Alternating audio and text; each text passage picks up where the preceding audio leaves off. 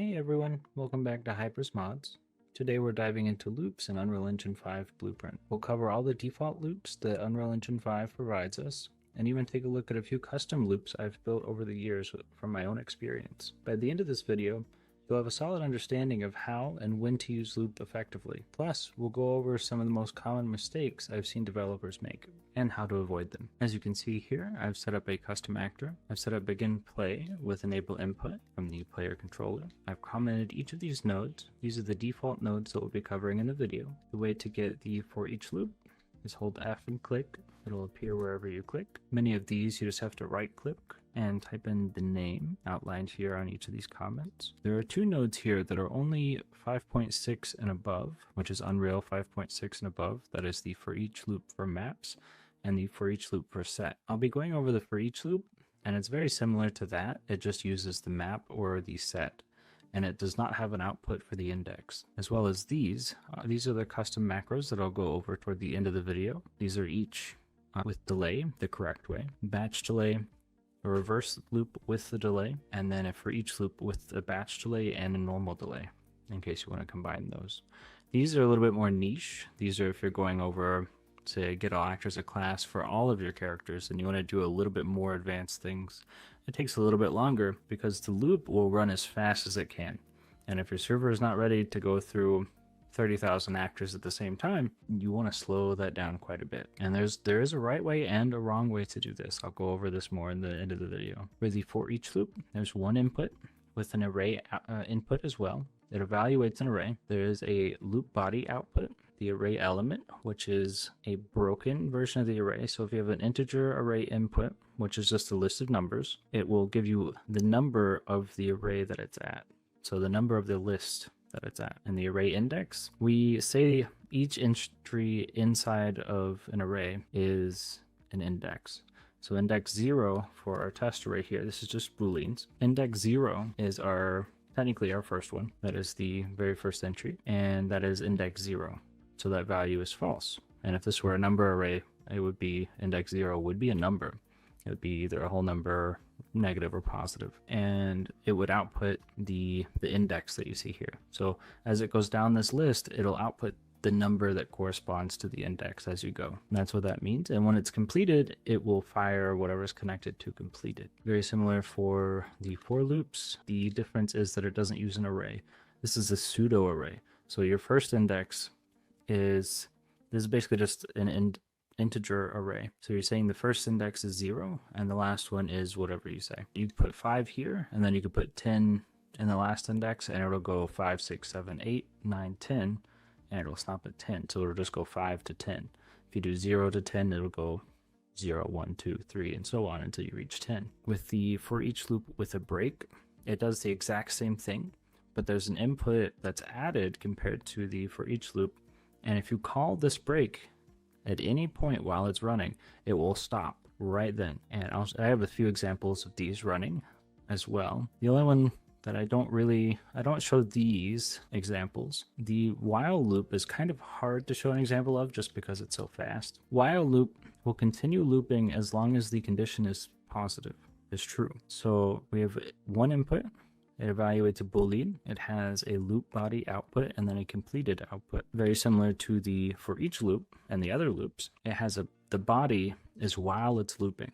The completed is once it's completed, once it's done. And as long as this value, or the things that you say you have an integer and you want it to be equal to 0, as long as it is equal to 0, it will continue looping. So as long as this condition is true, whatever you translate into this condition, whether it's integer or float, a string, etc., it will just continue looping. These are dangerous to beginners because there's a lot of situations where maybe there's a bug or maybe there's some situation you didn't think about that this just never turns out to be false. This condition will never end up being false. And then this will loop forever, and then you'll crash. You'll crash the server, the client, and whoever's running this will crash. And the way to prevent that, I mentioned this in my video yesterday, is that you can put a max counter on this with the do in, saying that no matter what, I want this to stop at 100. And then for this situation, it's not in a function. So you don't really want to do this on the event graph because it'll keep looping. It's just not doing anything. But if this isn't a function, you can say on completed, reset it, and allow the do in to stop it at 100 times. Because when this isn't a function, it'll stop there. And then, so basically this would just print hello continuously until this is false. And I can't emulate that inside of the pie, which is the play in the editor. And then if you wanted to do this as well, if you wanted to loop an amount of things and then have a while loop also, you could do this so that each time it loops, it resets that do in, and then you can continue with it. This is kind of just a fail safe, and you want to again use that inside a function. You don't want to do that inside the event graph because it'll go endlessly if it's inside the event graph. The function will cancel itself eventually, either with the do in or the while loop, depending on how the information's running. And then we will go over here. So here is the example for the for each loop.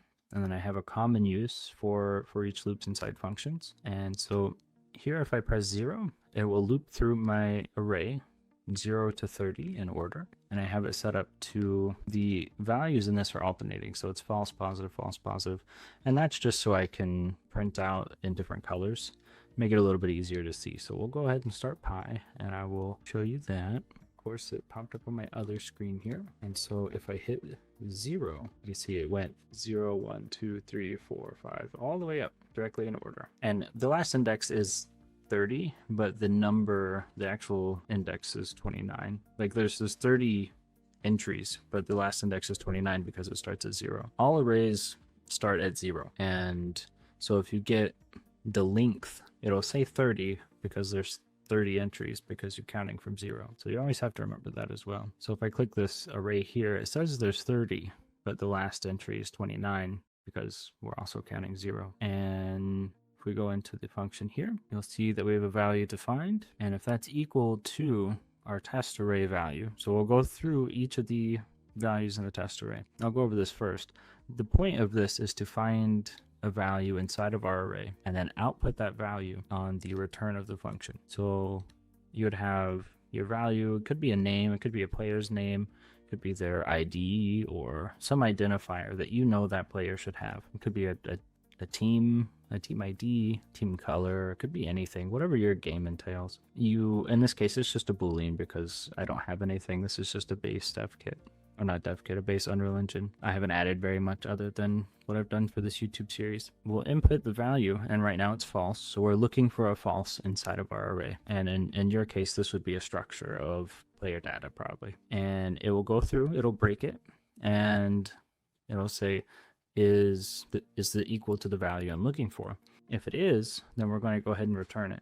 And in Unreal Engine 5, returning in a function, even inside a loop, will close the function. It's done. You don't have to worry about it completing. You don't have to worry about anything. Once it returns, it's finished. And here, so we're either finding true or false. The default is false. And so it will go to index 0 as false. If we're looking for a true, it'll skip 0 because it's not equal. It'll go to 1, and that one is equal because we're looking for a true here, and that's equal to true. And then it'll go to our branch and say those are equal, so it's true.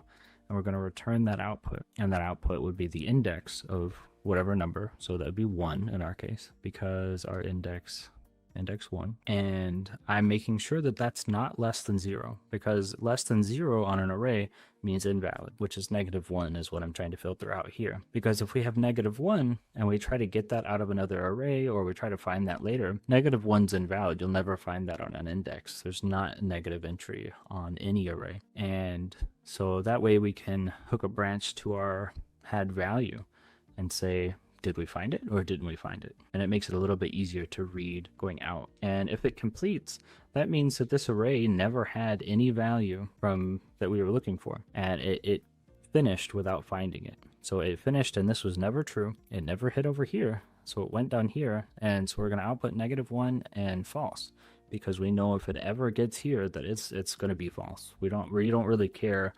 Anything else is going to be false. So either the array was empty or it just didn't have the value. And that's a very common situation that you'll find loops. Another way that you'll find this is that you'll have for each loop with a break. That's more common in Unreal Engine 4, or if you have multiple loops in the same function.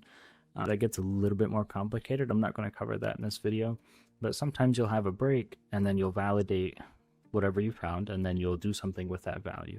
So say we have a get all actors of class going into for each with break, and we say is valid get player ID equals player ID. And as soon as we equal the same player ID, we say we found that character, and then we set a value, then we call break, which I'll go over in a moment, and then we'll go and say turn that character blue, or give him 1,000 experience, or we'll loop through and find another character, and then we'll do something with both those characters, etc. and so forth. And so I went over this, and then a reverse for each loop is the exact same thing as a for each loop, but it goes backwards.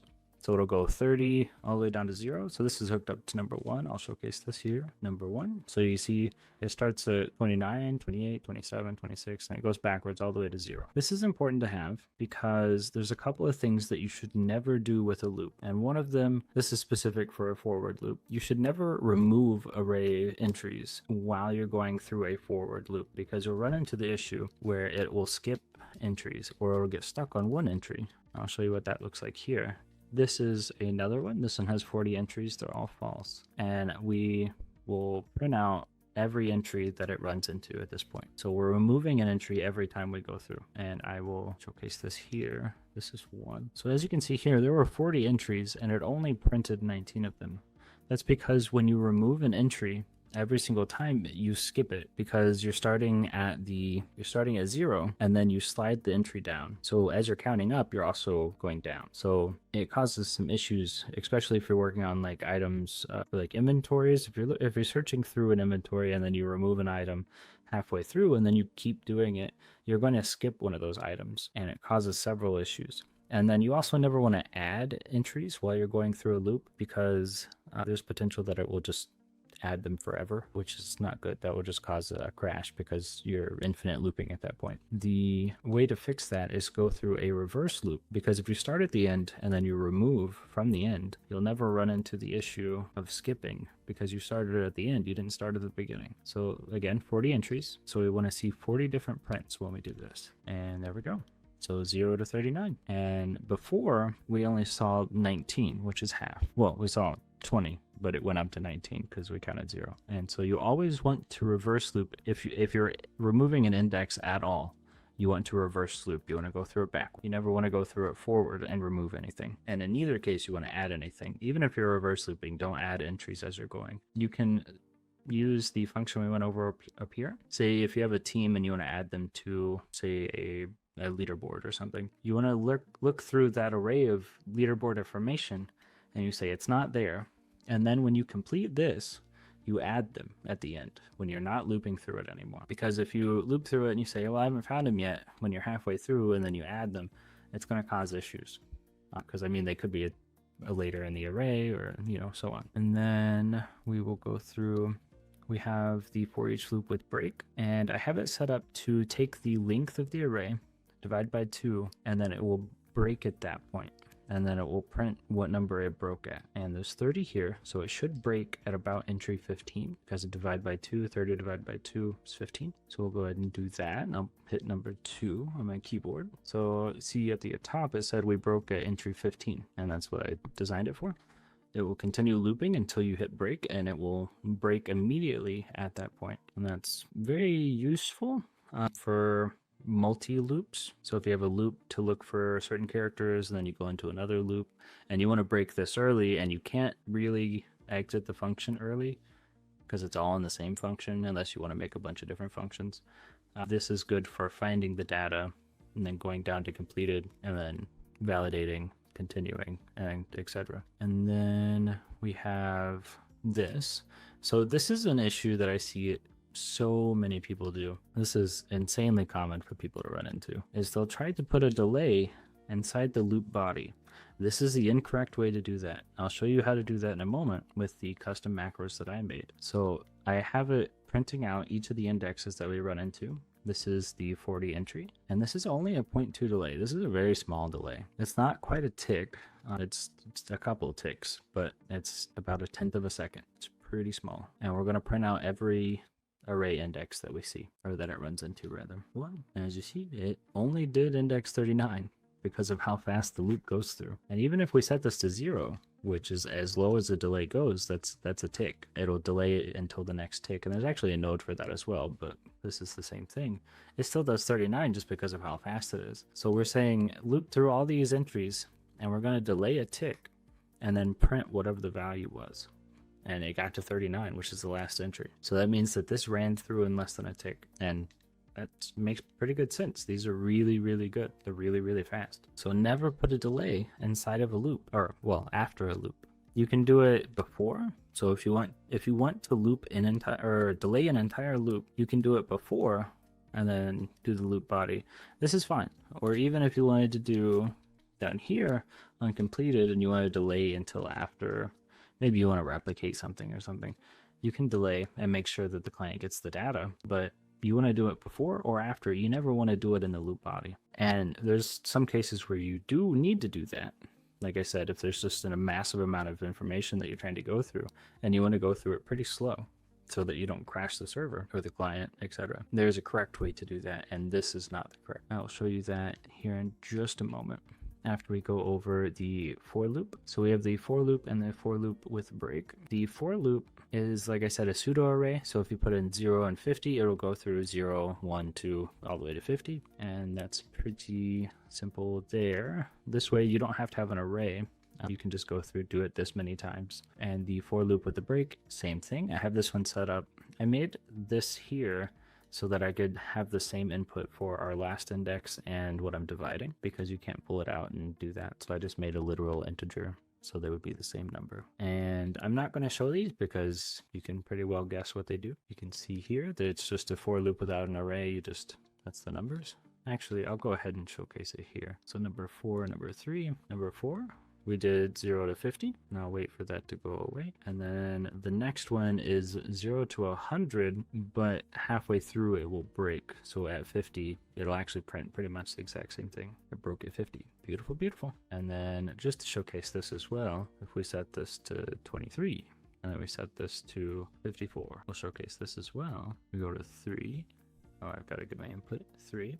So it broke at 27, which is about halfway. And then if we do 4, we got to 23 to 50, which is what we put in, 23 to 50. And then this one broke at, I forgot what it broke at, but yeah, half of 24, whatever that is. It's 27, I believe.